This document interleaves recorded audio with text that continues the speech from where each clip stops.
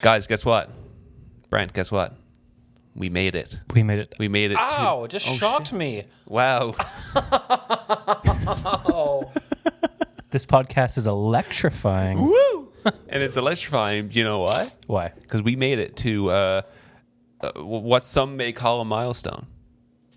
Guys, guess what? It is. Episode 10. Episode 10 of the Hotfix Podcast. Welcome to Hotfix, the weekly podcast that dives into the fascinating world of streaming, gaming, and esports. With your hosts, Brant Vladichuk and Jeremy Kelly. Isn't it weird how inspiration kind of creeps in almost unintentionally from so many different things? Mm. I've always found that so interesting, actually. It's a really good, I don't know, I feel like you can get, for people who are trying to, create, that's how we always talk about streaming, so we might as well. It's just, anyone who's, looking for, to, do creative things with, they want to make their stream original somehow, right? Mm. It's just, kind of weird how those inspirations can come from random things news broadcasts. Yeah, news broadcast. Or you know what I mean? Terrible news broadcasts. Yeah, it's just things that you don't even really think about that you see, but I guess it's more so some things very obviously inspire you, and that God, this musician inspired me to whatever or whatever it may be, right? But then there's subtle inspirations that you don't even really pay attention to, and you may not even call yourself a fan of at all or anything like that, but it's just randomly you're inspired because you've seen this whatever it may be, like you said, that low budget local news station that does this thing, and then it's that's hilarious, or whatever it may be, and then all of a sudden that becomes the intro to our podcast. You know what I mean? Yeah, find inspiration somewhere. That's the worst. Wow, Brad, Jesus Christ. Fucking enlightenment podcast. That is the, oh my God. What the hell? Guys, we're about to drop a big bomb on you. If you're ever looking to be creative in a world with no creation at all, find inspiration somewhere. Wow. I mean, look, we know people come here for nothing but the best tips and the insider knowledge, if you will, on how to just, better themselves as people. Because that's really what we are. We're a life podcast is what we are. Essentially, yeah. Right? We're here for the very important things, the tip of the, no, not the tip of the iceberg. All right, see you later, dude. Okay, welcome to the Hot Brant Podcast. Don't leave me. This is all I have. Please don't leave me. Good Jesus, we're off to a rip-roaring start so far, friends. Yeah, this is let's actually talk about what we came here to talk about. Stuff. I mean, which actually kind of segues really well into why we are definitely the people to listen to when it comes to this topic. Yeah. What are we talking about? We are talking about how to be a more engaging streamer. Ooh. So this kind of popped into the old noggin from, if you're a smaller streamer, I think a lot of people tend to look at other smaller streamers or people within their own viewer range. You know what I mean? If you have 6 viewers on average, and you're probably looking at least here and there streamers who are somewhere in the 4 to 10 viewer average. You know what I mean? Just to kind of get an inkling or an idea of kind of what you're up against if you're talking about competition or something, right? Yeah, okay, scope out the competition. Exactly, right? If I stream Rocket League or something to 8 viewers, what other Rocket League streamers are also streaming to 8 viewers, and just kind of see what, like you said, what you're up against, right? See that competition. And and that's, if you're not doing that, it's really important to do. Well, I think it's just kind of good to see what other people are doing, right? Like because I think a lot of people will get kind of fixated on just watching their favorite big streamer, and it's like sometimes that's not a realistic thing to look at because it's their full-time job, for one. Yeah. Depending on how successful they are, they probably have big budget things going on. They have the ability to, change their whole overlays constantly and have a whole bunch of moderators and have ads and social media managers and have the whole thing where it's like that's not necessarily a realistic thing. Yeah, and if you're comparing yourself with the people at the top, like you're just gonna feel like shit. Exactly. Like I can't compare myself to Summit 1G or something. You know what I mean? And just be like, well, if only I had 60,000 subscribers, I could do that too. Yeah. You know what I mean? Like it's a weird thing. So I think there's a lot of value, like you were saying, to kind of just see what what that smaller streamer community looks like amongst the games that you're playing, or within the in the realm that you live in within the live streaming community, right? So just with that in mind, it kind of popped into my head because sometimes you do that and you end up in some new person's stream that you may not have ever been in before, and you, hey dude, how's the game going, right? Just like standard, just popped into your stream thing, and then you sit there, and a minute goes by, 3 minutes goes by, 5 minutes goes by. It honestly happens way too often, where you jump in way more than I thought. Yeah. Right? And it's just like, you know what? If I'm looking to check out some new streamers, and if I say, hey dude, how's the game going? And in 3 minutes, that person doesn't interact at all. I mean, if they're in the middle of something super intense, fair enough. But if they're just like playing whatever and just like no interaction, I'm out. Right? 100%. It's so annoying when it feels like it's a very awkward silence. It's weird to say that because it's silent anyways. Because I mean, sometimes people are good at saying what they're doing and why they're doing it, and they're like, that's like more like that educational streamer side of things, which is fine. But if you're an educational streamer or you want to be an educational streamer, I mean, you still have to reach at, right? Like, because that's why people are there. If they're there to learn how to play a certain game, they're going to have questions about specific things. So you should be answering those things, right? But I think there's something about, those, like, I just can't imagine how many viewers those people lose.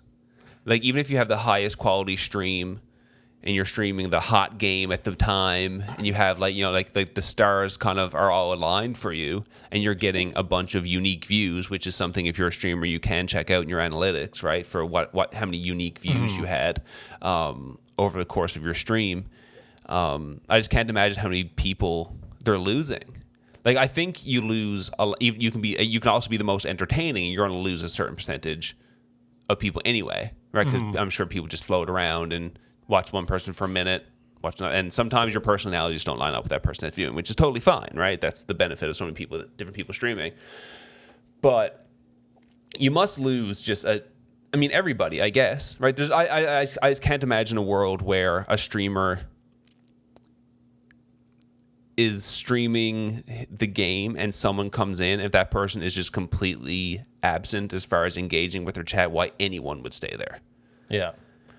You know what I mean? Yeah, like, absolutely. Unless you're the only person streaming that game, I guess, then like fair enough.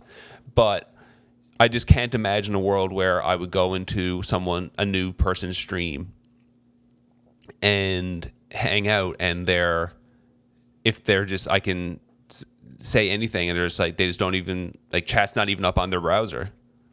You know what I mean? And like with that too, like before we get into the discussion of like what to do to maybe try to prevent that from happening, like I know like it's possible that person only has one monitor, which is fine. You know what I mean? But like, bring up your phone.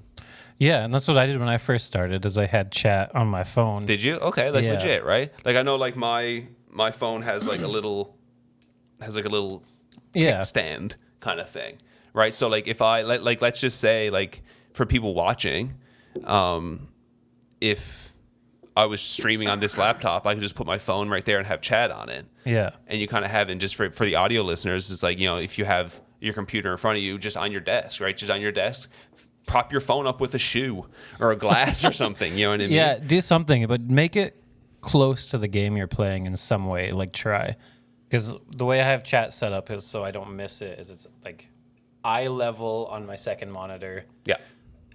If anything happens, like I'll see it in my peripheral vision, like exact same thing. Yeah. And that's I think that's absolutely essential. Is like have your chat somewhere where even when you're like in an intense mode, it's still like in your peripheral vision. Yeah, absolutely. And sometimes another thing that I do that I've started doing recently is that if I'm doing something where I see a message I can't respond right away, I just like say, hey, I see your message, and I'll like.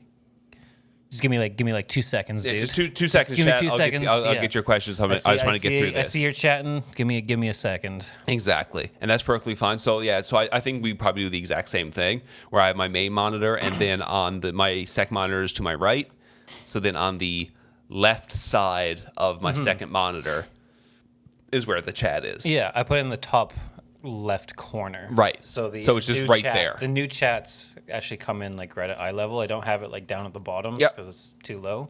Exactly. And it's just, that kind of stuff will really help you just realize that something happened within your chat, or within your at least a notification of some kind happened. And I think, especially if you're smaller, there's just a lot of value in acknowledging any kind of notification, right? No matter what it is. If it's a follow, if it's a host with one viewer, right? I think there's a lot of value in noticing all that kind of stuff, because you need to, if people are doing something to support your channel, even if it is something like hosting you with no viewers, just hosting you from their channel, like there's value. You have to realize that someone's trying to support you in whatever way they can. And acknowledging that goes a long way in showing that you even care that they're doing that, right? Absolutely. And I see this a lot with newer streamers as well, is they don't try to continue a conversation. You can jump in there and be like, yo, dude, how's the game going? And they'll say, oh, hi, it's going good. And then that's it. Yep. So one thing as a streamer you can do is like once someone starts, even just like especially if it's one chatter, like continue the conversation with them. Ask them how their day was. Ask them like, do you like this game? Is this something you play? What's your progress in this game? Talk to your chatter. Don't just say one thing and then be absolutely quiet. Like the thing, I think you should always try to respond with a question. You know what I mean? Like answer whatever it is they're saying, but then that's very basic small chat stuff or small talk stuff. You know what I mean? Hey dude, how's the game? It's going good, man. Have you played this game before? Yeah. Right?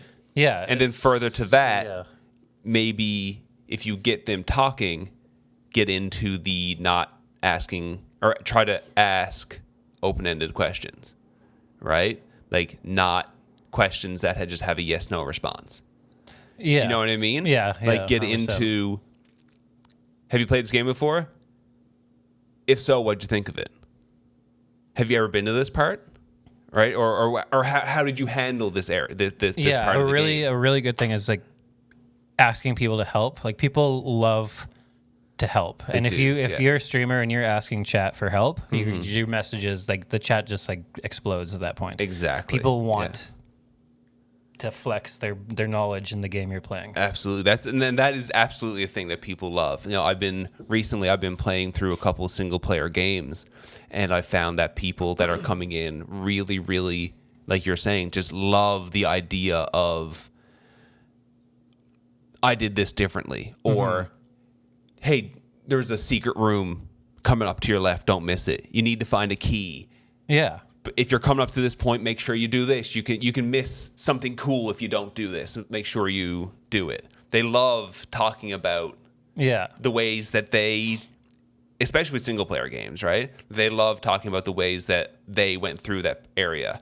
They love pointing you in directions for something that might be cool. Or even if it's, man, sometimes they'll like pointing you in the way of something that's like going to get you killed because it's some surprise thing that you can just like randomly step on. Yeah, you know some what I mean? troll. Yeah. Like But, a good, like a good-hearted troll. Exactly, right? Which is like, I mean, that can suck for some games. Like if you're playing like a Dark Souls or something like that can suck. They lead Like to some, go through that door, and then there's this giant beast that just that kills shreds you exactly, right away. and you're like, all right, well, It's like, well, I'm not listening to the chat anymore. exactly. But like I've been playing through, I guess, which I've probably mentioned a couple times on the podcast now. Like I've been playing through the Far Cry 5 and its expansion. Like a game like that, if you die, it's just like, who the hell cares? Like it's, you know, you just start at the checkpoint that's like right there. Yeah. Like the punishment for dying is like nothing. So sometimes people will like, you know what I mean? They'll, like same thing. It's a good-hearted trolling kind of thing or it can be a challenge, right? Let's see if this person can do this. I know there's this epic bear or whatever, like in these woods up here, and he's close to it. Like, why not just point him in that direction and see what happens, right?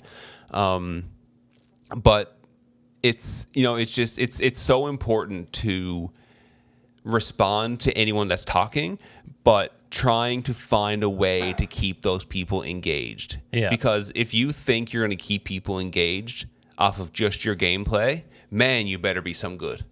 You better be so friggin' like, you better be the best person streaming that game. And if you're not, you have to do something else, because they're just going to find, if they're looking for the best player, like if they're only watching for gameplay, they're going to find the absolute best of the best. And they're probably not going to find the best of the best through browsing Twitch. Yeah, like people already know the best of the best of each game. Yeah, 100%. Like 100%. unless you're one of these rare unicorn up and comers that like nobody's discovered, which you might be. Yeah, maybe. Like, good on you if you are, but you're yes. probably not. No, Sorry. Yeah. And that's just it, man. Like you just have to be like, you can't play Call of Duty Warzone and just play it. And just play and expect. You can't even when I'm having a good stream with chatters and like friends and we're playing and it feels like an entertaining stream. Warzone just doesn't get the numbers though. No, of course. No, that's because, but that's the thing with those bigger games. And I think that's something that we've had on the list of things to like bring up, right? Is that idea of, do you stream the most popular game? You know what I mean? That has the most people watching it, or do you stream the game that doesn't have a lot of people watching it at all, but there's not a lot of people streaming it either? So there's a better chance. You know what I mean? Like that. I mean, but that's a conversation for another time for sure. But yeah, if someone's going to watch Call of Duty Warzone, it's so big that the best of the best have already been found, and 96% of viewers are going to be watching the top 5 people stream it. Yeah. You know what I mean? So it's like, 100 pages. Unless you're better than those people, then you can't rely on just your gameplay. And sometimes that sucks. Like sometimes it's like, I am really good, and you hit nutty shots all the time, and you win a good percentage of your games, you get high kill games, all that kind of stuff. That's fine. But keep in mind, again, if we want to use Call of Duty Warzone as the example, there's people out there breaking world records every day, killing 120 people of the 150 in the lobby. Like, you know what I mean? Like it's not the gameplay as a small streamer is not gonna do it. It's just not. Like, again, I know we end up having to say this like every episode based off everything we're talking about. Of course, there's exceptions. Of course, there's outliers. But for the vast, vast majority, people are going to stay and watch your stream because of the person who's streaming it, not because of the gameplay. Like, yes, they'll tune in because it's a game they enjoy. Fair enough. But they're not going to stay just because... Like, they're not going to stay and watch me play because I'm the best Far Cry 5 player. Is there even a ranking for best Far Cry 5 players? I mean, maybe. I don't know. I have no idea. But I bet you there's a speed run for it. I mean, probably. Actually, funny like sidebar for Far Cry, that my chat has told me that since Far Cry 3, I think it was, there's, if you, like Far Cry 3, 4, and 5 all have like really in-depth opening sequences. They're like very, very good at setting up the game and introducing you to the right characters and making you really want to know more about it. Ubisoft does a fantastic job at that. Like, if nothing else, for those Far Cry intro scenes, they do fantastic. But if you at the beginning of each of those games, you get like your little story intro, and then there comes a point in time where you have to do your first action. You know, it's like in Far Cry 5, just as an example, you have to arrest somebody, right? You're trying to arrest the main antagonist of the game. Like you arrest him at the beginning of the game, and the one of the characters that's with you, what? That's with you. Dude, that's my job. I know, right? One of the characters that's with you says, "Okay, Rook." Rook is your character's name. Put the cuffs on him, and then it says, "Push enter." I'm playing on PC, probably be A or whatever if you're playing on console. Mm-hmm. Push enter or push this button to arrest the dude, and then you push enter, and then that's how the game starts. That's like, okay, then that's the first action you did, and then the game starts. But if you don't push anything, the game ends. Like there's an alternate. If you just don't do that first action that Far Cry 3, 4, and 5 presents you with, there's an alternate ending. And it just ends. So what I did after I finished Far Cry 5 the first time, I went back and just did the opening scene just because I was like, I'm just curious. And they just go, you just do nothing. And they're like, what are you doing? Put the cuffs on them. What's going on? And then like then the antagonist starts talking to you. It's like, you're not going to do this. God sent you here to not. And there's like a whole... Oh, that's so it's cool. like voiced in it and everything. And then eventually one of the dudes that you're with goes, this is a bad idea. We should get out of here. And then he just like puts his arm around you and you walk out.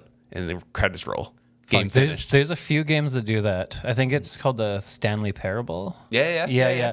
If you don't leave the first room, the narrator just... I don't know the line, but it's just like, I guess we're not doing this. And then like credits roll. Amazing. Same with... I can't remember the name, but there's another one where I think it might be a different Far Cry game actually. Now I'm thinking about it, but yeah, you just don't do something at the beginning. You just kind of wait there, and it's like, well, roll credits. Yeah, and they just do, which is a cool thing. I think that's actually I had no idea that was even a thing. I just picked up random things. What the hell? It's a weird podcast, Trans. It's a cool thing for people to throw in little Easter eggs like that. Mm-hmm. Like you just wonder if like someone was like, all right, picture the person being like super, super excited to play the new Far Cry game, and they load it up and their mom calls or something. You know what I mean? And it's like, so they get on the phone and then they're on the phone for 10 minutes and then they come back to their room and sit down and the game's over. And they're like, and the credits. They have like the achievement for finishing the game. They're like, what the hell? Worst game ever. Like this game sucks. What the hell? Like what just happened? It was a really cool thing. But either way, like I'm saying, like if I didn't engage with chat, I guess here's a way to get back on topic. If I didn't engage with chat, I never would have known that. Yeah. Right. So a lot of good things also come out of engaging with chat, other than the fact that you can keep viewers. Like you can actually have more fun playing the game that you're playing. Right. But yeah, I think it's, there's a whole bunch of ways that you can be a more engaging streamer without really having to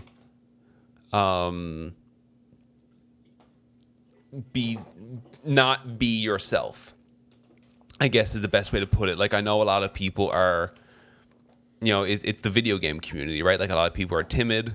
A lot of people are pretty introverted, that kind of thing. Like that's definitely a thing.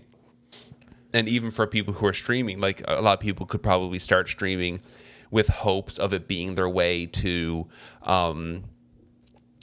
break out of their shell kind of thing. You know what I mean? And if you're that kind of person and like you see someone ask you a question like, hey dude, how's the game going? And you're like, people can get anxiety and get stressed out and get worried about like just talking to anyone at all, let alone people they don't know on the friggin' internet. You know what I mean? Like, what a horrible place. I know all too well what you mean. And I do want you to talk about that, absolutely, like in just a second. And it's like, if you're that kind of person, which is totally fine, and if you're streaming to break out of your shell, that's like fucking congratulations. You know what I mean? Like absolutely go for it. That's like, it's a great way. It is really, really good practice to kind of break yourself out of that shell.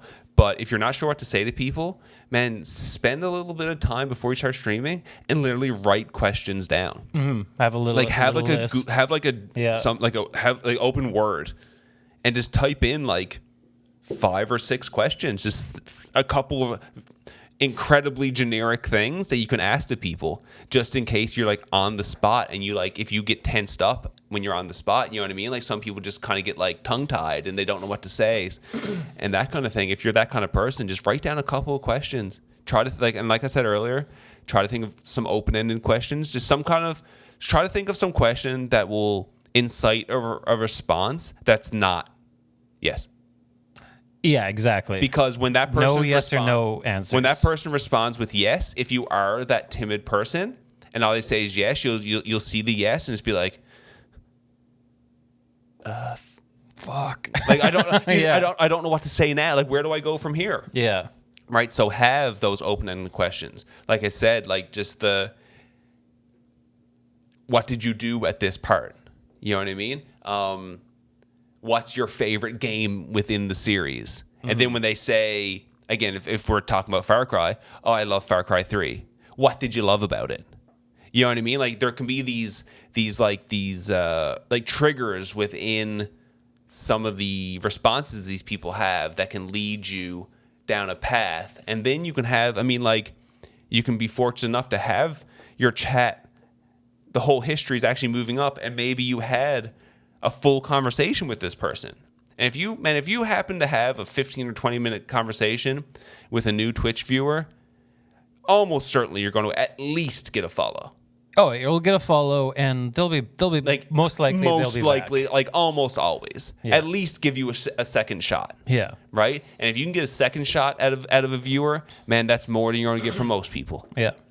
Right. 100%. So that kind of thing. There's just like. I think it's a really, really smart idea for people who can't think on the fly, especially if you're just getting started. Like if you're like actually brand new and you've only had your buddy come into your stream, man, it's smart to have a small little list of questions. Even if you're not streaming or you're not streaming on that day, but something pops into your head, just keep a note, man. Keep a note on your phone. Anything. Just keep some little thing that can have 5 to 10 questions of just things to ask people, or like ways to follow through on something that someone says to turn it into another question. Like, you know what I mean? Like I'm sure there's a pile of that stuff online as well, right? On just how to answer or how to ask. There is actually, and it's what I did early on was there's YouTube, there's YouTube tutorials for everything, but there is some good ones. Just search in the bar for like continuing conversations. Right. Okay. Yeah. Or there's, I forget the name. It was something about like continuing conversations for shy people. Okay. Yeah. And like great techniques for like picking out words to, I don't remember the key, like what they called them, but words to like grasp onto and then build more branches off of those words. That's just. I'm not gonna try to reproduce that video right now, but go look it up if it is something that is, because it help me. Of course, but it's something along the lines of, oh, dude, you're coming to this part. I found it so hard. Hey, man, you mentioned that it was so hard. Why was it so hard? Right, and then this. Okay, well, what did you do to get over it? How long did it take you to get over it? Now all of a sudden you're into a 5 or 6, 7 question chain. You know what I mean? Yeah, and then you have a whole bunch of material to start talking about. You start to kind of like figure out the person, and then you can start bringing up more kind of like not too personal, but just be like, so like, what music do you like, dude? Like once you get past like that initial part, then you can start like having cool conversations, like, and start kind of. Absolutely. Like I know with my viewers, like a lot of new viewers, if they're hanging out for a little bit, like I'll end up asking, because I just genuinely get curious. I'll like ask them where they're from, right? But even with like, I always back it with, like, hey, where are you from? Also, like, if you don't want to answer that, that's totally fine. Like, no need. Like, where you know what I mean? From? What's your address? Yeah. I mean, what's your social insurance number? Exactly. But just like back, I try to make people feel comfortable. You know what I mean? That like. I usually say like what region are you from? Right, exactly. Yeah. Or yeah. country. Yeah. I think just me personally, like I just have an interest in geography. Mm-hmm. You know what I mean? And just like the history of different places and that kind of stuff. So I think that's why I just personally try to find out where someone's from. Like if someone, you know what I mean? If someone happens to be from Ireland or something.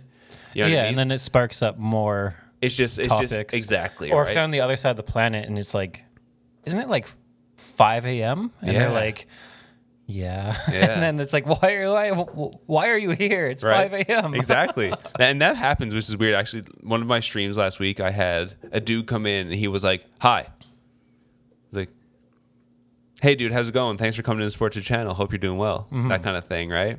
And he went, I'm from Russia. I'm like, dude, that's amazing. I think you actually might be the first Russian viewer that I know of anyway to actually come into the stream. That's really cool, man. How'd you find the stream? Bye.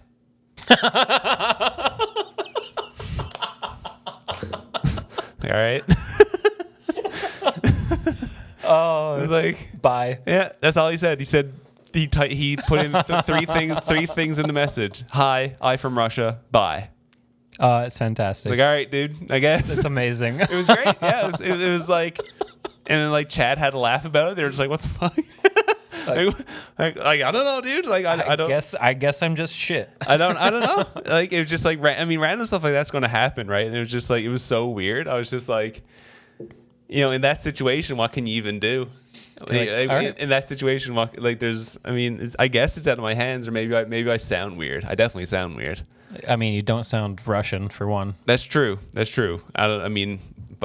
Jesus, it was really funny. It was just like, that's funny. all right, that's dude. Good. I guess That's a good one. So you had mentioned that you when you were starting off stream, like you were kind of in that boat of like the not ultra confident in your ability to talk to other people, right? And that's something we did talk about, I think, like intro episode, if I remember correctly.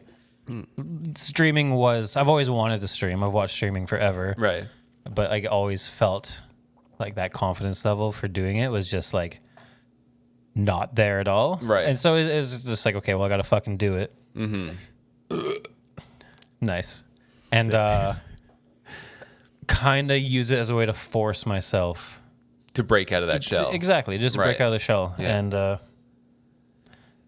if you're in that situation, it helps. I'm doing a podcast a year later from starting streaming. Right. Well, I'm like fucking right. Like, but honestly, there's no way in hell Yeah. I would have done a podcast a year ago. Right. No way. So do you think streaming has helped you? I mean, like, obviously, I guess you kind of just answered that question, right? But it's definitely helped you be more confident in and being able to sit down and have conversations. Even day to day, like I find myself like continuing conversations like when normally I wouldn't. Right. Yeah. I don't like small talk. Any introvert knows like small talk is the worst thing on the planet. Right. Like it's like physically painful. It's physically painful. Yeah.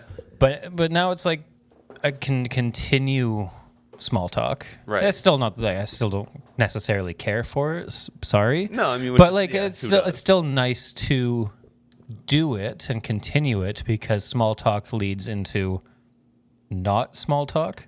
It leads into big talk. I don't know. It's the opposite of small talk. I feel like you and I met each other probably through some form of small talk. Yeah, I mean, it was literally because our friend John. Yeah, we're at he mentioned his birthday party, right? Yeah, I didn't. But like when I actually like, I think I approached you at his show, right? Yeah, because he had mentioned to me that like you were a streamer, right? And I was like, oh, I'm thinking about getting into that, right? Yeah, and like, I remember like actually initiating conversation with you. Yes. Yeah. Which is very rare. Yeah. But that was part of me just like, okay, I want to do this. Like, I'll fucking get a network going. I'm just going to fucking do it. Right. Yeah. It was also at a bar, so I had like 4 shots of, a little bit of liquid courage. A few libations definitely help. There's no doubt about it.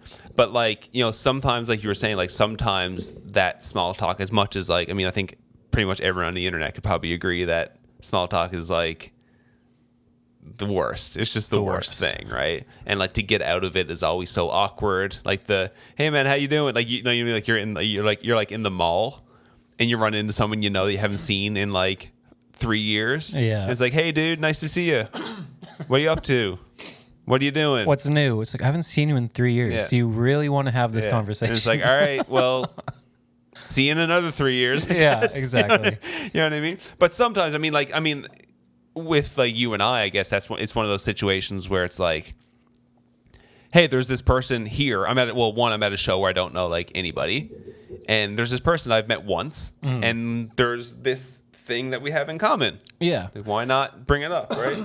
Bring it up and look at us now. No, I mean that's just it, right? We have a gaming podcast. A gaming podcast for gamers. Yeah. And I do want to like expand on when you're just starting and you start getting random chatters, and when little things that you can do to continue conversations. Mm-hmm. And like we were saying, like absolutely have a notepad or a browser open or something with little notes to like remember, because on the spot you're gonna forget. Absolutely, you're gonna absolutely forget. You're gonna freeze up, and you're gonna say the one word answers that I say you because it's what I did. Yeah. That you do, where you're just like no. And the one pet peeve that I have is when I go into a new streamer's channel and I say, hey dude, how's the game? How's the games? And this is the response. Good. And then it's silence. Dude, and it's the worst. Like but if you're sorry. No, go ahead. If you're that guy, I understand that like you're probably in the same situation. Really force yourself to say like, don't just say good.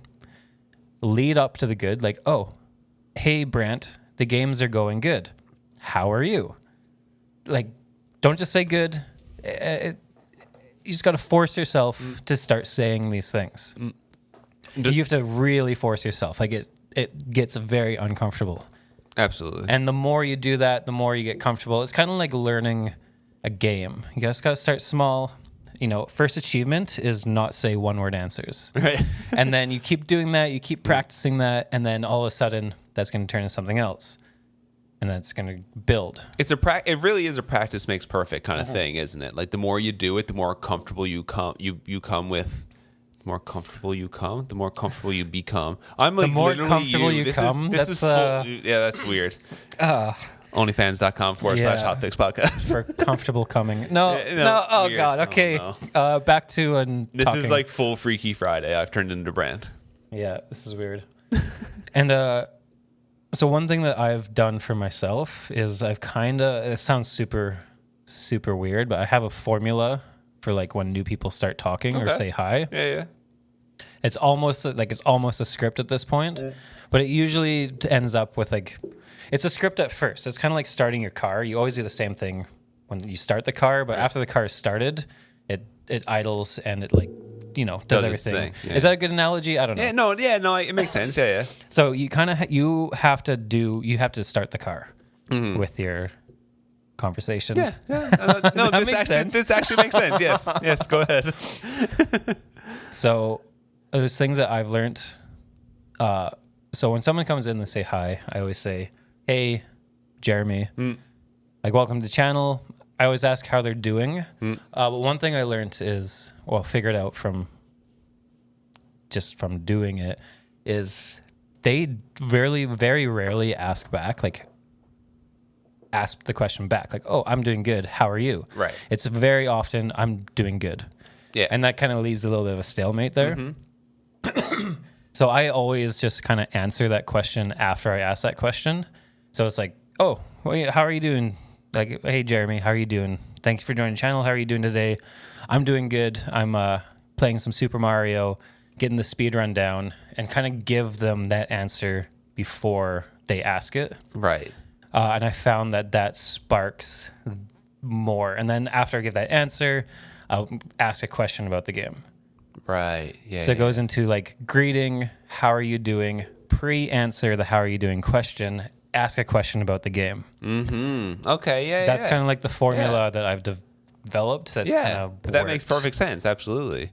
I think it's also, you mentioned something there that's actually really smart. And it's almost like I guess it kind of turns into a bit of a tip for those people who are maybe a bit introverted and don't know what to say.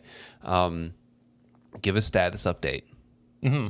Right? Like like as you were saying that, it just kind of popped into my head as something that I definitely do, where it's just like if someone's new in the channel and they come in and they hang and there's asking that, hey, how's it going kind of thing, you respond with the, hey dude, I'm doing great, chilling, playing, whatever, just so you know this is where we are. Yeah. Or this is what I'm trying to do. Yeah. You know, I'm at this point in the game where you've been doing speed runs. We're going to talk about those here soon, but you could be like, yeah, I'm working on this speed run thing, I'm working on star number whatever, and the idea is to do this.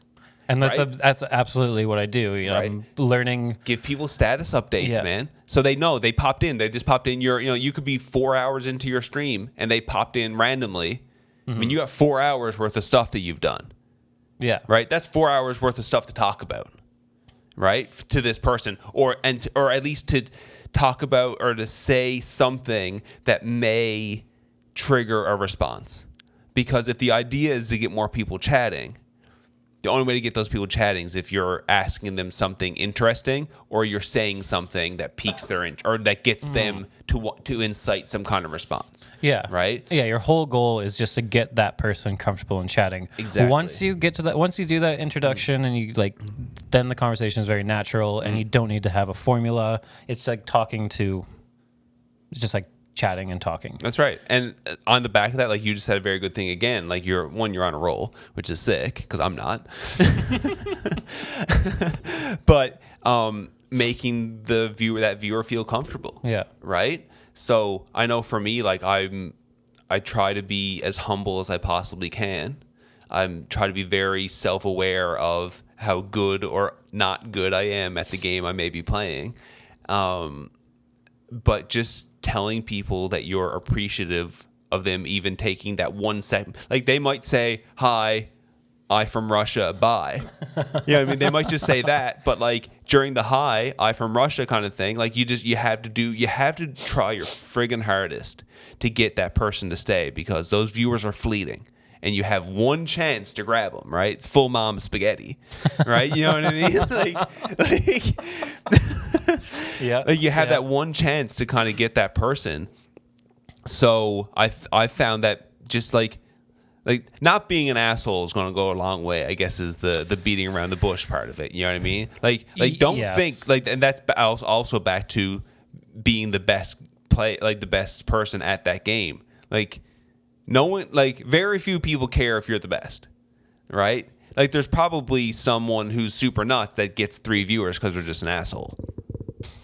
Right? And it's just like, I'm not going to like. I mean, there's what is it? What's the term? A lid for every pot? Yes, fair enough. Yeah. If you want to look at assholes all day, there's more websites than Twitch, but they're also on Twitch. Yeah, no, for sure. That's a very fair point for sure. But I mean, like for me, what I found works is just being humble, right? So it's that thank you so much for supporting the channel, for just coming in. Yeah. Because that amount of, so like we talked before about how like one of the best ways to support a channel is just by following, right? It's one click of a button. You may never ever look at them being live again, but it's if they did even something that you enjoy a little bit and you hit that follow button, that's a great way to support them, right? But even someone like, again, like we're both small streamers, man. Like there's a million streamers that are bigger than us. You know what I mean? But that means for someone to actually take the time to even just click the button to come into our channel is like a unique amount of support that we're lucky to have. And you, as the small Twitch streamer who's just getting started or is up and coming, whatever it may be, are also lucky to have, because there's so many more options, right? So for me personally, just being that humble person, just like, just making sure that they feel appreciated for being there seems to be something that works. And it's not like a facade, you know what I mean? Like I'm not like playing some humble character where like behind the scenes I'm like, give me your money into my trap. Exactly. You know what I mean? It's I secretly fuck fucking hate this guy. Exactly. But it's like, I am genuinely thankful.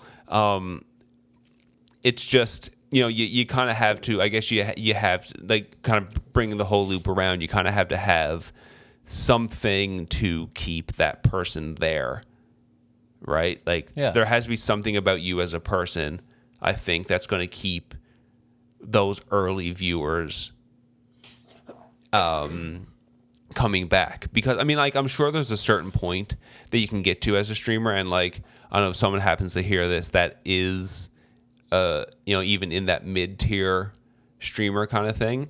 It'd just be interesting to know, like, at what point did I think if you have 60 average viewers, that probably just kind of compounds because people are curious why you have 60 viewers, right? But if you have 3 viewers, it's like, okay, that's his girlfriend and his friend, and his own stream, and right? And it's like, so no, like, not that no one cares, but it's just like there's no curiosity as to where 3 viewers come from, but there's curiosity as to where 60 viewers come from. And for me, anyway, I get curious where 60 viewers come from and why they don't have 800. You know what I mean? Yeah. I really do wonder where does that, where's that border? You know what I mean? Like, are people curious as to why this person has 30 viewers? Because, I mean, 30 viewers is a megaton of viewers for you and I. Like, 30 viewers is insane. I'd lose my mind if I had 30 actually viewers. like that's crazy. That's, like, you can't fathom the idea. You know what I mean? But there are, this isn't statistics or anything, but there's hundreds of thousands of streamers that have 30 viewers. You know what I mean? You know what I mean? Like you know what I mean? It's nothing that, like, some No, people... it's not. There's nothing to sneeze at. You know what I mean? Like, really, and in the grand scheme of things. But I just wonder where that line is. Like, where does it become, I'm humbled to even have someone new come in here, to this is what I have now, and new people come in because I have a thing. Yeah. You know what I mean? Like, I don't know. Maybe I don't really. I think that's kind of like goes back on an earlier topic of, like, when does your small community get, like, and that quote kind of unquote it kind of is the same topic, isn't it? Really, it's like and for anyone that hasn't listened to it, we have a podcast about when does a small community become a big community? Like, at what, and we talked about, and again, we won't go into it because you guys can go back and listen to the episode, but we talk about at what point can you, like, kind of stop having conversations with everybody that's in your chat. Yeah. You know what I mean? But yeah, I just get curious, I think, about where that line is, because there has to be a certain point, right? And I do get very curious as to why someone, like, once you get to close to 100 viewers, but you're, like, averaging close to 100 viewers, it's like, what's, like, that's when I think there's something fundamentally wrong. What do you mean? Okay, because at 4 viewers, there's a bunch of excuses. There's, I haven't been discovered yet. I'm only on just Twitch, so there's no discoverability. I just started. I'm anxious, so I haven't broken out of my shell yet to be able to talk to new people. So that's keeping people away, whatever it may be. But at, like, 85, 90 average viewers, like, people know who you are. Yeah. People are finding you regularly because it's not the same 90 people all the time, right? So you're bringing in I would have to imagine if you have 90 average viewers, your month's statistics for, like, unique views would have to be hundreds and hundreds, if not thousands and thousands. It would have to be, because like you and I average single digit viewers, and my monthly unique viewers can be in the hundreds. Yeah, same. You know what I mean? Yeah. So if you're averaging 90, it has to be in the thousands. So thousands and thousands of people are seeing you. But why aren't thousands and thousands of people coming back? I think it's just the same. I think I don't know. I don't have an answer. Like, and I think it's guess just to average 90, maybe there is a couple thousand people that can only watch on Mondays, and then some can only watch on Thursdays, and that kind of thing, which is fine.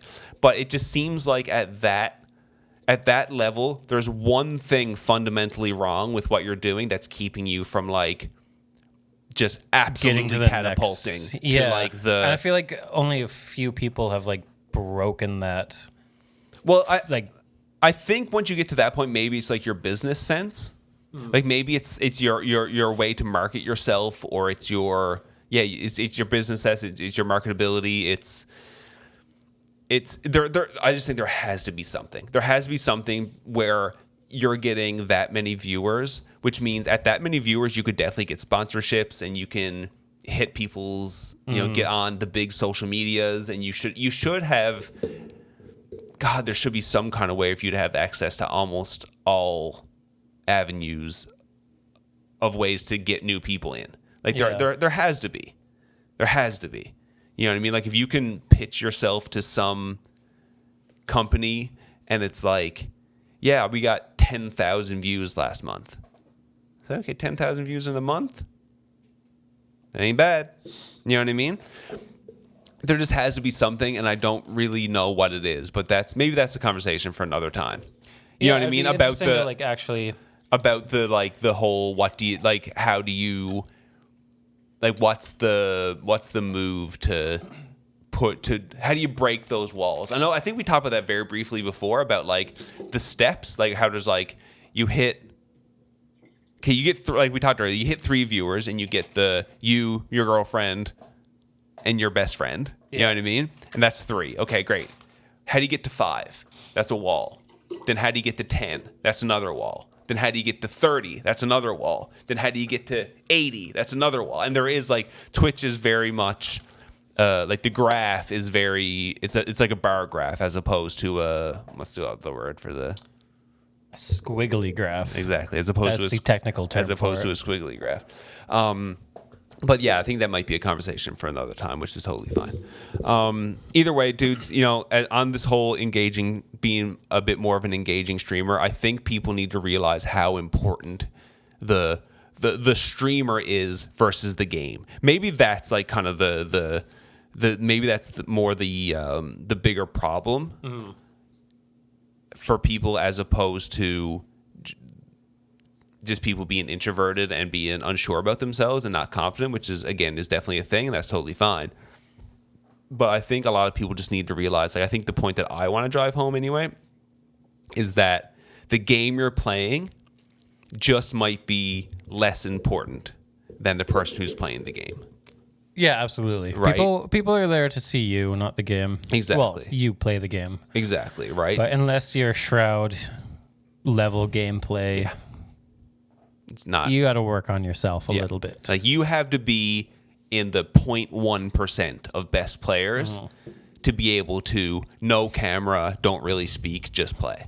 Like it's just not like, and it sucks. That's not, you know what I mean? It's like an unfortunate reality. Yeah. Because that would be super sick if you could just turn your camera off and you're nuts at the game and you can get a couple hundred viewers and you can make some money and you can make it a career, and that's sick. Yeah, and you're just at home playing games and the stream is just kind of there in the background. Yeah, but that person who can do that is incredibly few and far between. Yeah. Right? Yeah, so that's just kind of the point that I want to drive home, I guess, is just that keep that in mind. Do whatever you can. If you really, really do care about your stream, take that time to... it's a stream prep thing, right? Like if you need to take a half hour to get yourself ready for stream before you actually do, then do that. Mm-hmm. I mean, like I do that, and I think it's really smart. I think there's value in being like I stream at 7. It's like, okay, it's 6:30. I need to sit at my computer, bring up all my stuff, get my title, get my Twitter ready. Yeah, I do the test same my microphone thing. real quick, make sure everything's working, and just get myself comfortable, just like ready to go. But maybe for someone else, again, who's smaller, who's introverted, who doesn't know what to say, who is the one-word response person, or the person who doesn't have a second monitor, so they don't even see their chat. It's not even on their screen. Like if you actually care about your stream, then get your phone ready. Bring up your Twitch account there. Get the chat there. Make sure it's in the spot where if you're at your computer, you can see it. Like, do that kind of stuff. Take that time to set yourself up. Get a couple questions down just to ask some people. I mean, it will. I promise you, it will pay off. Yeah, absolutely. I do the same thing. Like I'm completely set up a half hour before I go live. Mm-hmm. And one, please, for the love of God, people, do a test recording in OBS to check your audio levels. Mm-hmm. Make sure your microphone is much louder than the game. There's nothing worse when that balance is hard to find. It is, but always err in the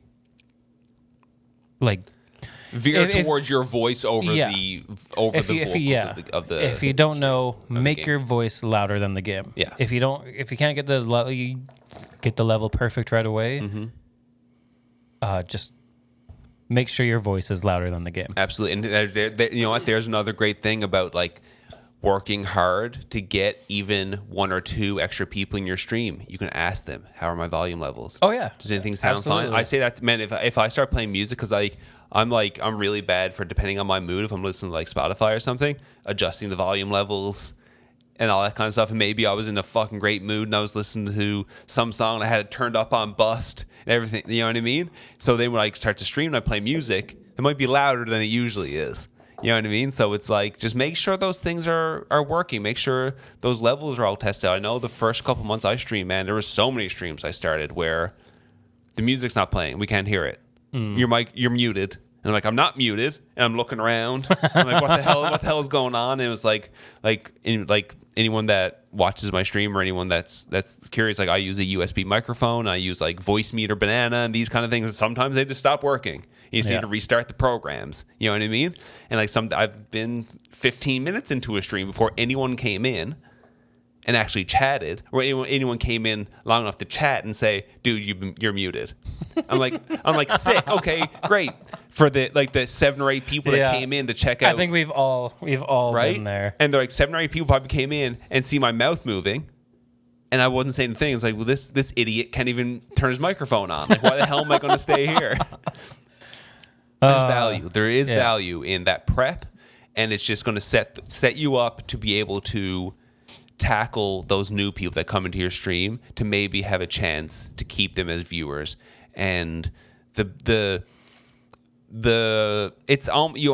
streamer, you almost get this weird sense of success when you see someone come back a second time.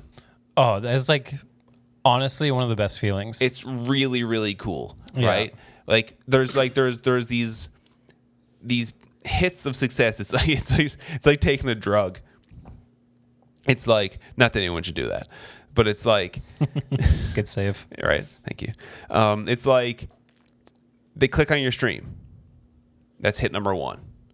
Then they talk. Then they keep talking. Then they follow. Then they come back a second time. Then they come back a third time. I think when someone comes back a third time, they're probably I think they're in. 3 times. I think 3 times I think is... If you get someone to come back 3 times, you're at least in the consideration for what they're going to watch. But on that point, and to reiterate how important a constant schedule is, even if you've latched them on and they've been there, missing 1 day in your schedule, you might not ever see them again. That's when and I've had that a couple times. Yep. I've had someone in my chat, it would be 2 weeks, every day for 2 weeks straight, had to miss 1 day. Yeah. Still have not seen them again. And that's like we talked about, I think, once before, right? Where it's the worst thing you can do, consistency, people say content is king. Consistency is king. Right? Absolutely. Because these people that watch you can watch on Wednesdays. Wednesday evenings they have free, and what they do on Wednesday evenings is they watch Twitch. Yeah. They found you, they like you, they were back 3 or 4 times, and then Wednesday comes up, they jump on Twitch, you're not on. They find the next person. I want to find someone else. And now they're on that person's schedule. Yeah. It happens, and if you miss your schedule that will happen, and that's why we've said before that we would rather people streamed less but be more consistent than to stream a lot randomly whenever. Yeah. 100%. It just makes more sense, and it works better, and you will see results on that much more guaranteed than you'll see it on just streaming 7 days a week just because. Yeah. At random times and all that kind of thing.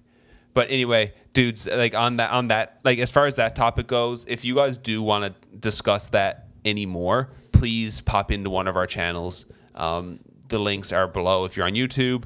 And you can find them at hotfixpodcast.com as well.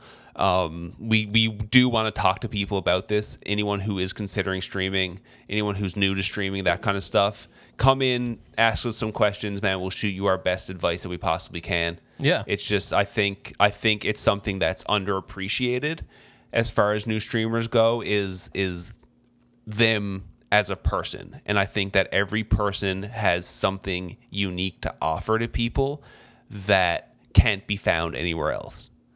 So find out what that thing is and use it to your advantage to be able to build a community of people that are like-minded and like what you do, because 100% there's viewers. They're definitely there. You just need to find a way to be able to show yourself to those people, right?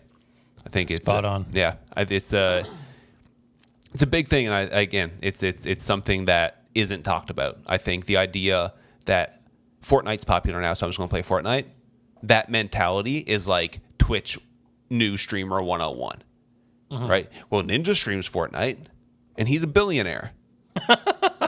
See, boy, oh boy, does it ever go deeper than that. Anyway, I think we should move on to. We're gonna move over. This is. I just talked my ass off, dude, and I'm sorry. We're back to that. We're back. I mean, we're at the end of the day, we're a podcast. We are a podcast. Supposed to talk, so to lead this in, our friend Brant here has been he's been back on the speed running thing, which, by the way, I do want to say I think that's your bag. I think speed running is something that I think you genuinely like. It kind of shows that you genuinely enjoy it, and the joy that 100%. you exhibit when you do the trick you're trying to do, and you get past that part, is unlike anything I've seen you streaming before. So I am happy to see you back doing it. So for anyone that's unaware, or anyone that's been listening for a long time, I guess I should say since the beginning, Brant initially was going to speedrun Mario 64. Then he switched off of Mario 64 and went to Battle for Bikini Bottom. So lo and behold, he's gone back to Mario 64. I have. So Brant, why don't you tell people what it is you're doing as far as Mario 64?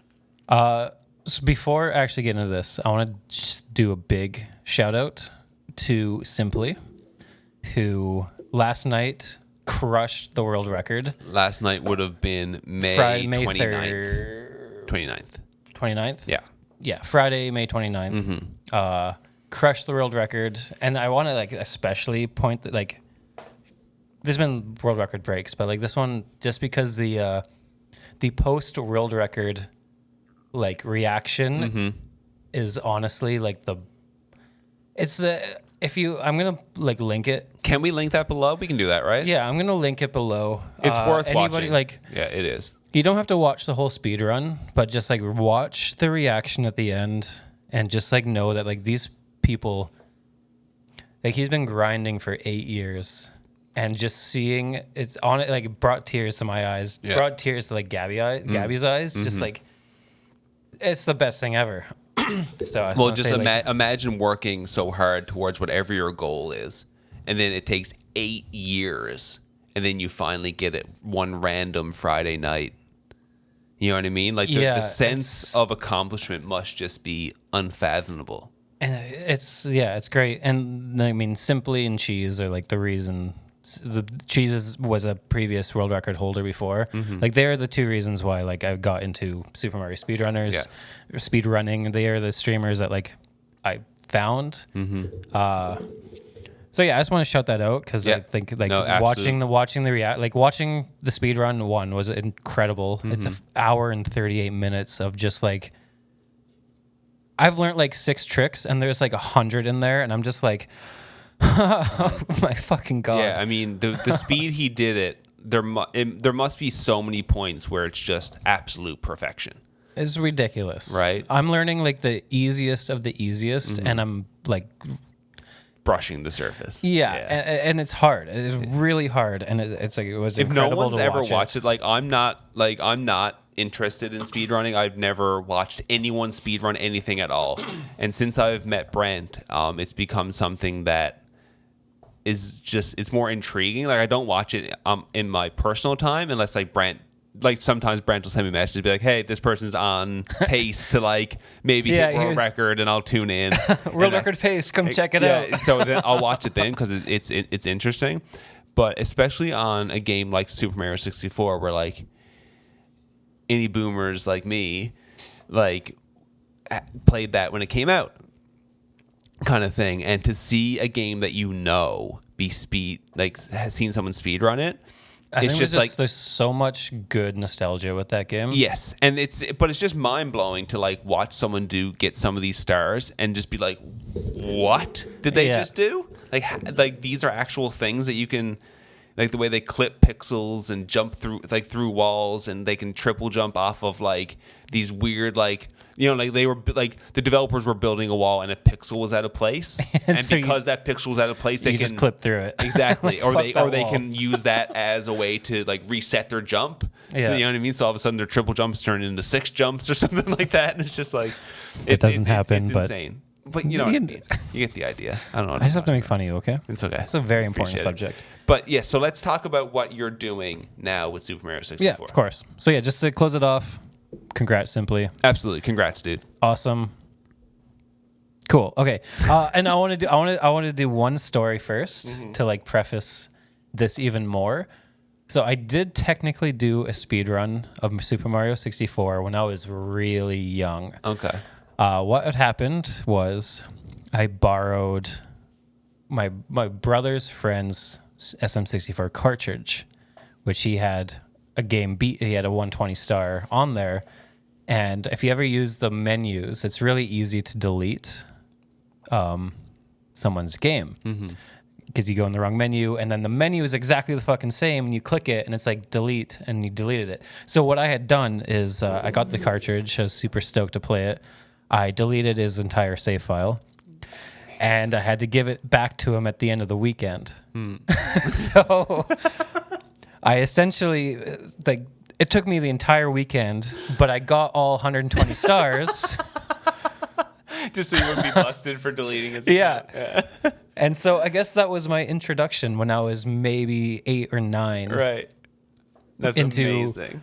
Before I knew speedrunning existed to speedrun it. But, that wasn't an hour and 38. That was probably a 48 to 50 hour speedrun. Yeah, absolutely zooming, dude. Okay, but back out to the present so now. what is it you're doing? So Super Mario 64 speedrun has a couple of different speedruns you can do. Yeah, so every game has categories. The category I'm running is 16 star. It's probably the easiest to learn. It's a good introductory to learn. After that is 70 star, and then 120 star. Right. And so the progression is it started at 120 star, and then someone figured out you can actually beat the game with 70 stars, and that's called like any percent. Right. When you go in a speedrun category that doesn't involve 100%ing the game, it's just beating the game as fast as possible. It's considered any percent. So 70 star turned into is like, oh, some made discovery, we can beat it in 70 stars, and then some made discovery, you can beat it with 16 stars. That became the new any percent, and then someone discovered you can do it 1 star. That became the new any percent, and now there's 0 stars, which is like the true any percent. Yeah. I don't like 1 or 0 or 1. I don't like any speedruns that are less than like they're that short. Right, because the 0 star takes what? Like how long? I honestly don't know. It's fast. A couple minutes kind of thing. Like I whatever. Couldn't tell you. Doesn't matter. I have no interest in it. So you're doing 16 star. I'm doing 16 star. That's your goal. Yeah, and I've been just going through the guide one by one. So there's a guide like online somewhere that's just like, okay, the SM64 first star speedrunning is so documented because it's been ran for so So long. like the 16 stars you get are a very specific 16 stars, right? Yeah, everything is routed down to a T. Right. Like I'm sure very smart people have just like sat there, and it's it's a community. Like all these runs are like done via the community. Just be like, blah blah blah blah blah blah blah. Do it this way, and that's why like there's very defined runs and routes and techniques, and it's just learning all of those to be the tricks, right? Yeah. So here's the question. I just don't know. So the 16 stars you get in that speed run, do you get those 16 stars the same way you would get those same 16 in the 120? Like star 1, yeah. Like for whatever world you're in, to get the star pretty from much. that world, you do the same tricks to get that star. Like the way you get those 16 stars is the quote unquote quickest way to get those stars, right? Yeah, like to my knowledge, there isn't a different way to get a star Right. in the runs. Right. Like, and the one that I was failed, it was like fucking 50 times, bomb clip on BOB. Yeah. Like you do that in 120, you do bomb clip in 120 as well. And and the way that they get that star is the exact same way in 16 as it is in 120, right? Like there's 120 and that's the move you do. Maybe someone a lot more experienced can correct me on that, but I'm pretty For sure. the most part, because it's just the fastest way to get that star. Right. So how's it been going? Like how has the 16 star thing been going? Like I guess you have to just like there's a trick to each star, so you kind of have to sit back and practice each move, right? It's been going a lot better than I thought it was. I can do all 16 stars now. Okay. I do it with a emulator that allows you to save state. Are you allowed to say what the emulator is? Yes, but I forget the name. Okay. It's the community Super Mario 64 ROM that has all the cool stuff. It's like a Japanese name. I'm sorry, I forget the name. That's right. I'm sure if you Googled Super Mario 64 if you look at the speedrun guide, it's emulator, like there's a whole like tutorial how to set it up and stuff. So I've been doing runs, save state runs. right? So that's what I'm just doing. There's really only two tricks, which is the bomb clip and one called Owlless that I need to try a few times. So the bomb clip is like I've seen you doing the bomb clip. So that is like it's not really a bug. It kind of is a bug. It's like what is it? A glitch? It's Something? a glitch. Yeah. So essentially what happens is the bomb is expanding. And to my knowledge, like the developers didn't put a velocity cap on Mario going backwards. Okay. Oh, that's how so there's backwards long jump. That's how the backwards long jump works. Is there's no velocity cap going backwards. Right. So you can glitch Mario to go like supersonic going fucking backwards. Right. Yeah. But bomb clip is you throw it and you pick up the bomb in a specific way while it's expanding, and because it's expanding outwards, it's pushing Mario back. Right. And so you can do that in a way, and it's used again on a different level to get into the pyramid. I'm not going to go into because that technique I don't think I'm ever going to learn. Right. Because it's not in 16 star. Yeah.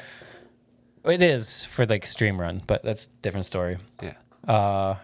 But yeah, so you grab it and then you clip through the gate. Everything. I think everybody remembers Chain Chomp. I think so. You have to pound his stump Yeah.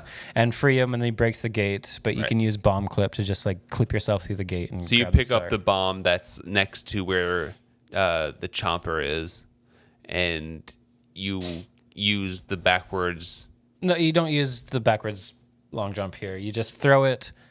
You do a special combination with the buttons, and you turn around. You pick it up while it's expanding, and then you just launches Shoot you through backwards the gate. through the gate. You just kind of clip through the gate. Yeah, exactly. So that one's a bug, again, or a glitch, whatever you want to call it. Doesn't matter. Something that's not supposed to be in the game. For most of the other stars, are you actually playing the level as intended? A lot of the stars are it's just really good, precise movement. It's just precise movements over very specific terrain. Yeah. Right? Like I And see those- you doing one where you're like climbing like a hill and you jump onto a certain bird. Oh and yeah, these kind of yeah. things, right? Talons. Yeah, you That's 100% a movement thing. Like, that's not a glitch or nothing. That's just like No glitch at all. It's there, and you can It's jump movement, up over it's here. timing, because like if you don't get there in time, then like the bird is too far away and you can't get it. Yeah. So that's just. I want like. I just don't understand how people figure that stuff out. Like, it's weird. It's a progressive thing. I guess. Because like in the early days of the speedrunning, like it was speedrunning. The times were like 2.5 hours, and it's like someone's like, maybe even by accident, like, oh my god, you can do this, and then you get like incorporate it. I guess people just get curious, isn't it? It's like we talked about last sort of 2 weeks ago with modders and stuff, right? It's the same kind of mentality. It's like someone figured out how to do this, which is cool. That means that if this thing is in this area, there must be things in other areas, and now I'm just curious. Yeah, and that's all like theory crafting. Exactly. Yeah. That's one thing I love to do is theory crafting, and that's what I did a lot when I was playing like my Dota days. Was theory crafting, and it's the same thing with this SM64 community. Is like, oh, what if we? You just like talk about it before you don't actually go try, but like.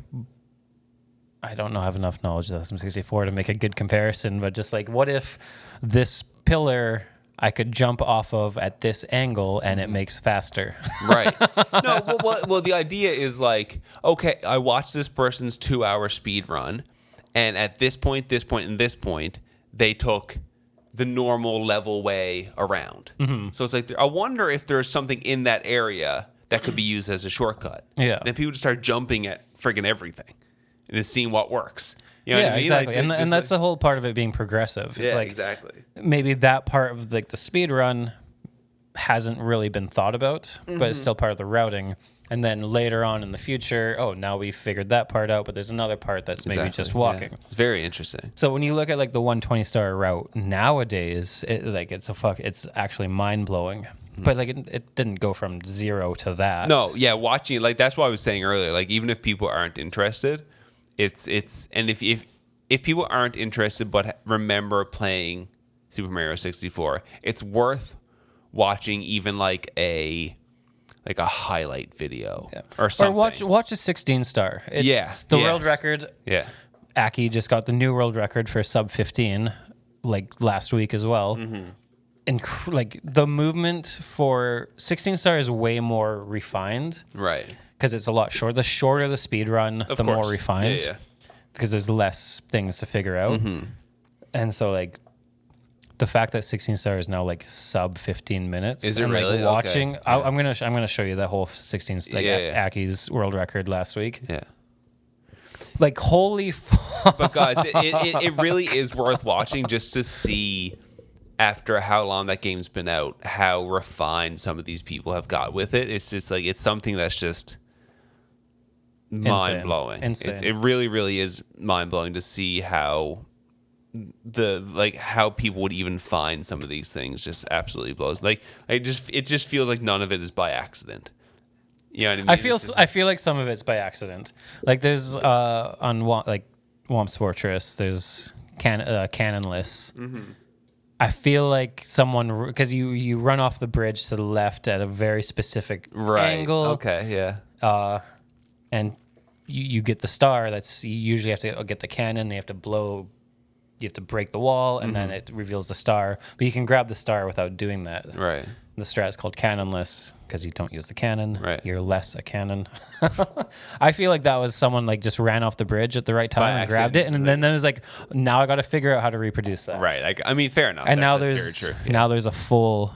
I'm learning the easy strat. So you go off, you ledge grab, you go up, you backflip, C left twice, punch, C right, C left, down, up, C up, down, and then you grab it. Like someone figured out that button combination. Guys, this is why I could never ever get into speedrunning. It's the same reason getting into speedrunning is the same reason why I would never get into, or I could never get into fighting games. It's like because you have to learn these combos. it's like, okay, they had to be at this distance, and you have to do this, then this button combination, then when you knock them into the air, when they're halfway down, you this. And it's like, I absolutely love which is it. amazing, and I think that's one of the good things about, like, again, like we've spoken before about us doing this podcast. I think is that we don't have the exact same interests and the same views on all those things, right? So it's actually really neat. So what's like, do you have like a goal in mind for the 16 star? Like, I know you said you can do it now, so like there has to be like, man, I'd love to be able to do it in under whatever. If I could get under 20 minutes, Okay. I think. And what do you do it in now? Do you know? With save states, I did it in 24 minutes. Okay. So the idea is to do it in actually one run. Wait, no. It was, what the fuck? I timed it. I forget. It was like 25 minutes. But the idea is to do it in one run in under 20 minutes. Yeah, right? but I think like once I can consistently do, I'm doing a couple of strats that like aren't recommended for beginners, which is bomb clip and hourless. Right. Aren't part of like the beginner strats. I just want to like do it because I want to like get into the mindset of like and actually practice some of the more difficult things. I gotcha. Yeah. But then I'm doing a little bit of a combination. So like those are the two hard ones that I'm learning. Everything else I'm pretty much doing the simple version of. Okay. Yeah. And then once I'm consistent with those two, you just kind of and see then how it like goes, try like right? a harder one, and then try a harder one, try a harder one. Yeah. And so that's why I can do all 16, because like the other 14 are not necessarily like really not that difficult. They're more terrain traversing. And it's just jumping at movement. the right time at the right place, kind of thing, right? Yeah, and I feel like I got the movement pretty good, Yeah. just because I'm an epic gamer. Absolute gamer, dude. Someone's gonna like. Now that I said that, like someone's gonna come in my chat and who knows Super Like, Mario, you're he's just shit. like, that wasn't a dustless rollout. Yeah. That wasn't as well. Yeah. That wasn't as well. That wasn't as well. Your movement fucking sucks. Absolute troll. See Yeah. last week's episode of Hotfix Podcast at hotfixpodcast.com. Yeah, I know. Yeah. No, that's sick. I think it's dope, and like, I hope that you, like I said earlier, like I think it's something that you do, like it shows that you're genuinely enjoying it, which is cool. Yeah, and Or at least it feels like you're genuinely. it feels like enjoying that, and it's definitely validated as well because my peak viewership for one of these streams was 19. Oh, that's insane. Yeah. Which Yeah. when I do Yeah. Halo or Call of Duty, it's my peak is 6. Right. Well, and that's just it, right? There's a lot of value in that. I think that's something that we want to talk about in an upcoming episode as well, is that the idea of what kind of game gets, like, how do you like, not like the fucking here's how you get more viewers.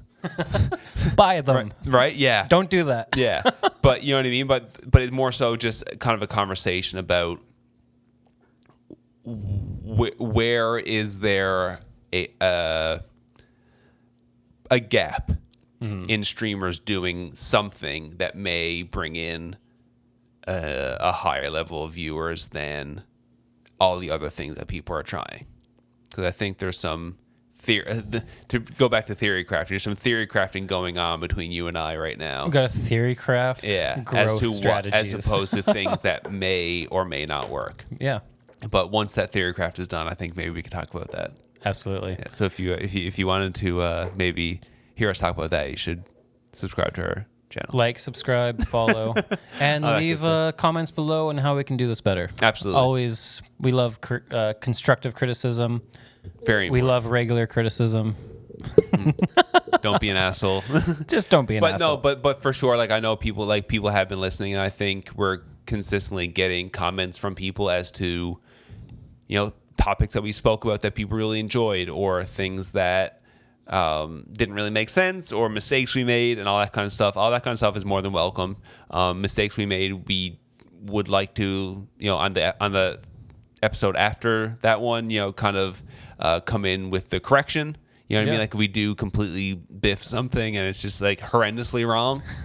Just kind of let you guys know. But again, like, another thing with this podcast is, let's not pretend that we're like the be all end all of anything. No, we're You know just what I a mean? couple, We're just couple we're small just a couple of streamers dudes that are small streamers, man. talking and about we're our just trying to make it experience. like everyone else is. You know what I Yeah. mean? We just decided to talk about it on the internet. So Yeah. like, I don't know.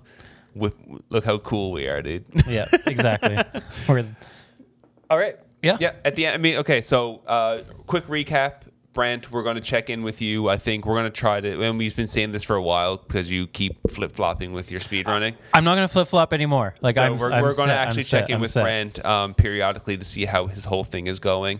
And the bigger thing with this whole podcast, man, is if you're introverted and you're unsure how to talk to people, I think early on we had some advice there to kind of maybe help you break out of that shell and maybe help set yourself up to not lose that new viewer that happens to click on your channel. Be thankful for those people. They're the people. They're the foundation of your community that can help turn it into something that might be a little bit more than you ever thought would be possible. So appreciate those people. Be humble to those people. Don't be assholes. Try to engage them in your conversations, man, because there's value in it. And it works. It just does work, right? Yeah. Anyone that has any concerns, questions, unsure about something as far as that whole thing goes, pop into mine or Brant's channel when we're streaming, man. And like I stream on Monday, Wednesday, Thursday.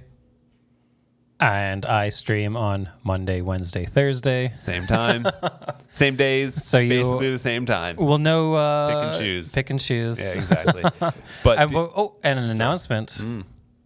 We are going to start another stream. we are, right. Yes, we should talk about that very quickly. We've had a conversation and we've been talking with our chats in our streams as well about maybe doing something after we record the podcast. So we record on Fridays. So we've talked about, so basically we do it, we record the podcast and then afterwards we just hang out anyway. So we talked about maybe just turning the stream camera on and streaming just kind of a just chatting type situation where you guys can come hang out, listen to some music, chat with us, ask us some questions. Have some libations if you're old enough. Just be part of the thing, right? So that's something that we're probably going to start doing next week. If you guys are interested in that. We'd have already done it before this podcast is posted. That's weird. You know, we really should start posting these like on the. You know what? Maybe this Monday we'll just do double posts and then start doing actual. We'll like, figure. releases Yeah, we'll fastest. figure that. We do just for anyone just like inside baseball type situation is we do record. What is it? 9 days before the episode is posted. Yeah, we record on Friday. We don't post on that Monday, but the following. Right. Maybe we'll change that. I think it's time to change that Maybe. now that we got kind of the rhythm down. We did that just to like give a little bit of buffer. Exactly, If- for but- editing and that yeah. kind of stuff. So maybe, I mean, that's you guys. I mean, if that happens, you guys will see the double post, or maybe there'll be like a Monday and then a Wednesday post or something like that for that 1 week, for that transition week. But I think it's something that we want to do where we can record the podcast, give ourselves 30 minutes to kind of, you know what I mean, just kind of give ourselves a quick break, but then go up on just chatting, just to hang out with people that are interested in the podcast. And what we would do is we're not going to start like a new Twitch channel because I have zero interest in trying to build a new Twitch audience. But Okay, you keep explaining this. I have pea shivers like mad. Yeah. You keep explaining. yeah, you got it, buddy. All right. Well, while Brant loses about 10 pounds in liquid, so what we want to do is we're going to alternate Twitch channels. So if next week we do it on my Twitch channel, the week after we'll do it on Brant's, and we'll just go back and forth, just for maybe like 2 hours or something, just to kind of hang out and chat with people. Just because I think it's a way to get a little bit closer with our audiences. It's more content for each other's kind of viewers.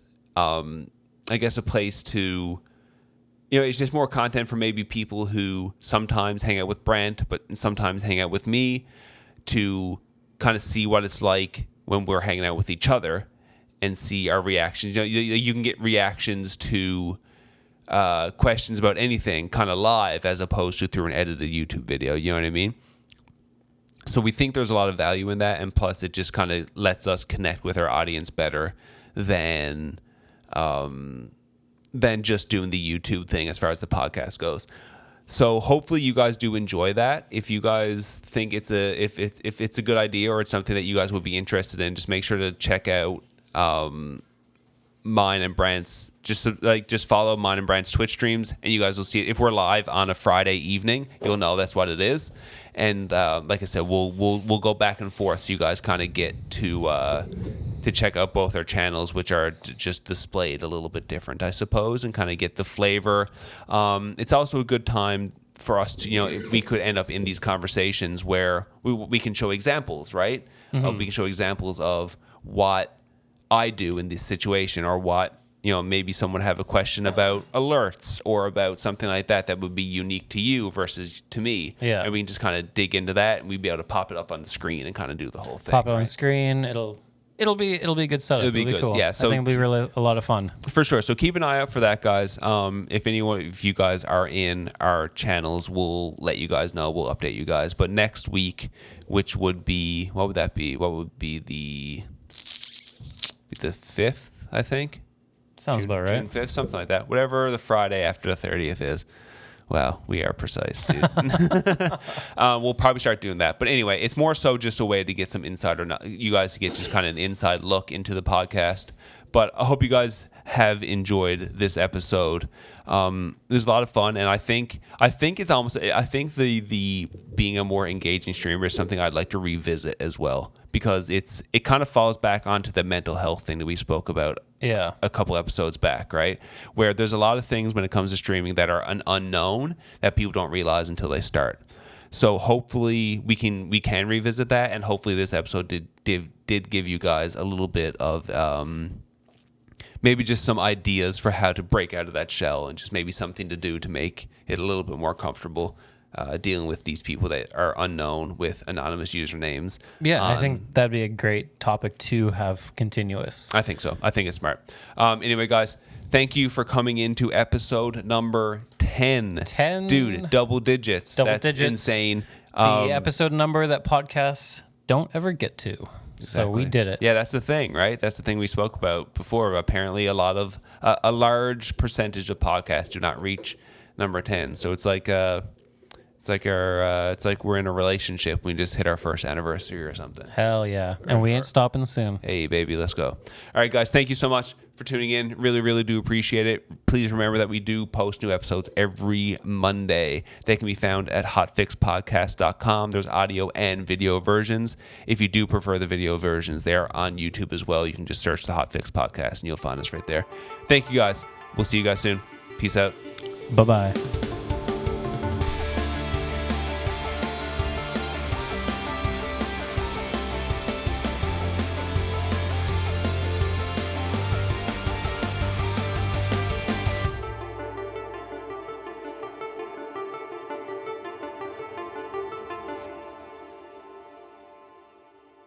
My mouth is so dry.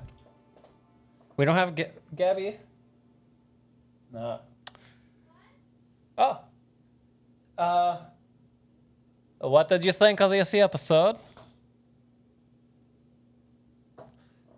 Oh my god, it was so good. It was the best episode I've ever seen. Damn. Thanks, guys.